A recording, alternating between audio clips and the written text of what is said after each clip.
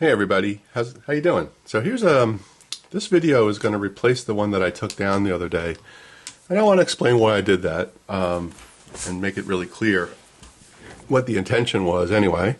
And what's really important to me is that I don't give out bad info.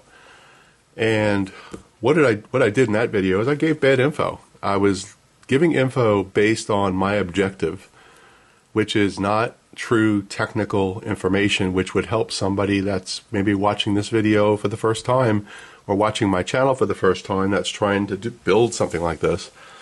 And the one thing I never want to do is give out bad info. Now, I'm going to, maybe flap a little bit. I don't like flap videos usually, but I'll do a little bit of flapping here. Why do all of us do videos? I think we have different reasons. Some of us like to chronicle our daily lives. Some of us like to put videos up to ask for people's help and opinions. And some of us put up videos to try to help people that may be trying to learn something. The way I was raised in this world of YouTube video stuff was honestly, my first video I ever saw in this hobby was John from Arkansas. And he was restoring an Atwater Kent radio for his son. And it was a metal case, and it had a logo on top with a sailboat, I believe. And someone had placed a speaker on top of it and put it on crooked, and it must have been in someone's attic for years, as I recall. And lo and behold, the paint was a different color where that speaker was. And he walked through that restoration, and he, was basically in pretty bad shape, as I recall.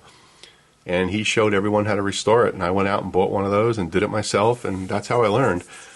And by me putting that video up the other day, I was kind of irresponsible to my true meaning of putting up videos. So that's why I took it down. So no confessions here, just honesty. So what was the point of that video? The point of that video is really simple. Is I want to be able to ensure that the voltage readings that I'm getting are correct. Now, there's a few ways to do that.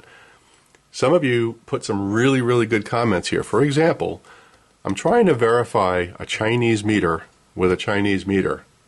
That doesn't make a lot of sense, does it? Why doesn't that make sense? Well, it doesn't make sense because these meters are really not built for precision, right? These have resistors and capacitors in them. And I haven't opened up one of these, but I'm sure it has something in there.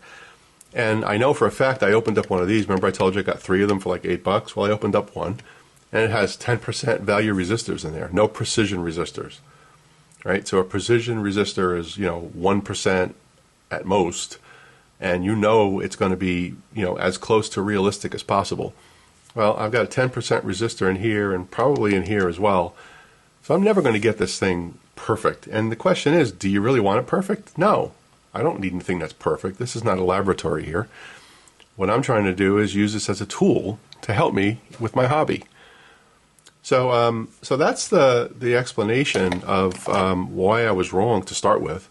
I was simply telling you that this screw right here is adjusting the meter along its flight path, and that's not true. The only point of this screw is to zero adjust. Same thing here on the amp side. So with no power applied, you want to use that to bring that pointer to 0, absolute 0. Now what happens on these cheaper meters is as the needle starts to move up, it's going to not be correct. It's very, very possible. Doesn't mean always, it just means it's possible it's not going to be correct. It's the way it's constructed, it's the number of winds and the coils that are in there. It could be just about anything, the components, just about anything. So how do you really tell if these things are accurate or not? Well, the right thing to do is to use a fluke meter, right? For example, I have a fluke right here, fluke 116. It's a true RMS multimeter. You got to remember, look up RMS if you don't know what that is. But essentially, if I took that meter, plugged it in here, powered it up, watched all these things, theoretically, we should find out how close we are, right, to this thing being accurate or not. So maybe that would be a good test for us to do, right? Let's see how close this thing is.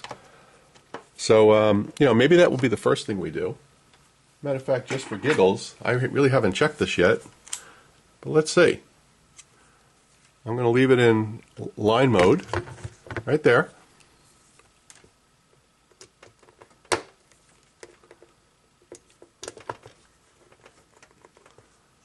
Okay, we've got power.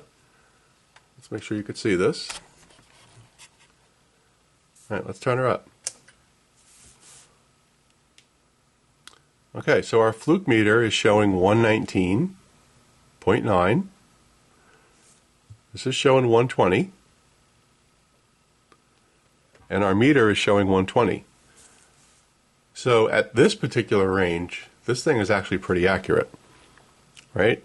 So we know that that we're pretty close. Again, even the fluke meter is not precision, right? But it's better than these Chinese meters. So we're pretty good, and obviously if we go to variac mode, it's probably going to vary a little bit here, but I wanted to just show you that that's the right way to find out if this thing is calibrated correctly. And if it's not, let's turn this off. And if it's not, there's ways that you can calibrate it, right? You can put resistors in the path of the voltage going to the meter. There's things that you can do to bring it back to where you want it to be, but I don't want a precision device here. I want something I can use as a test device, and that's what I'm going for here. So I want to thank all of you that spoke up and said, hey, Ron, you're really not doing this correctly.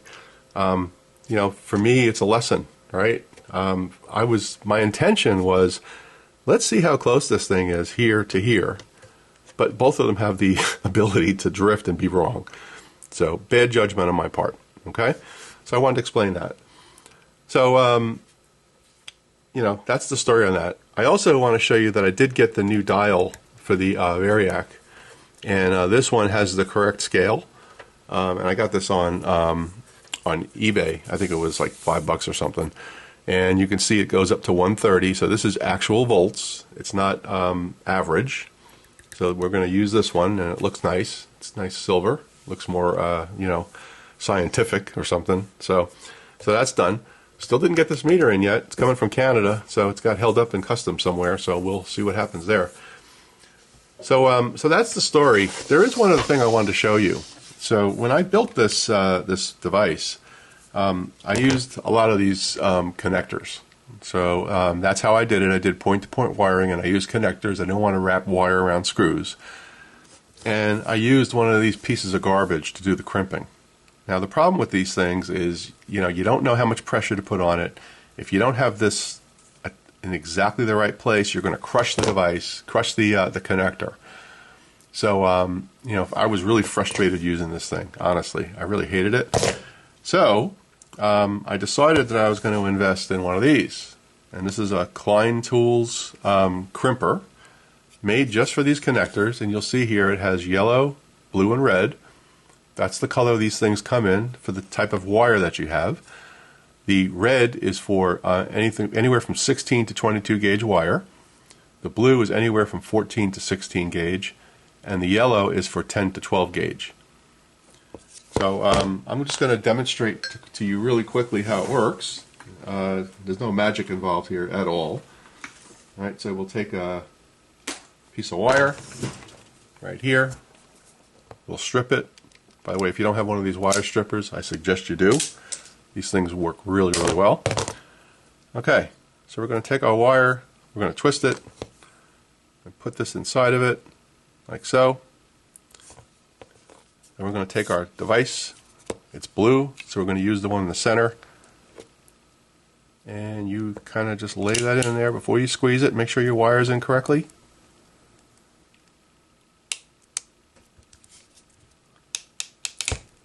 There you go. And when you're done, you end up with something like this. But I'm still not happy. You know why? Because anything that's crimped has the ability to not be secure. So what I generally did on this device when I built it is after I did the crimping, I put some solder right in here. I float some solder right in there, and I ensure that these connectors are going to work forever. And I learned that lesson when I was building this device because I had a couple that weren't secured properly. So if you're going to use these things, get a good crimper like this that you know is going to hold it. And also, if you really want that security, put some solder in there. Right, so that's the story, guys. I appreciate every one of you that watch my videos. I appreciate all of you that speak up and tell me when I give bad info or when I'm incorrect. That's how I learn. And that's what this is all about here, guys. I'm trying to help everybody that wants to learn, and I'm trying to learn from all of you. So that's all I have for today. I hope everybody's having a great weekend, and we will see you in our next video, which is going to be on our Bendix radio coming up. Everybody have a great night.